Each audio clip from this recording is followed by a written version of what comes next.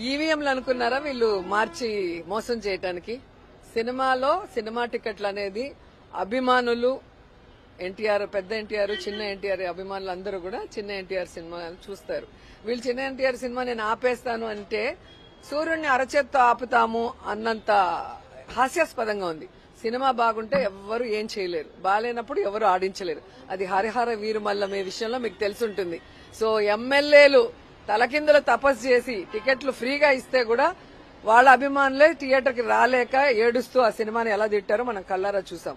So ఇప్పటికైనా వాళ్ళు తెలుసుకోవాల్సింది రాజకీయం లాగా చేయండి. సినిమా వాళ్ళు చూసుకుంటారు.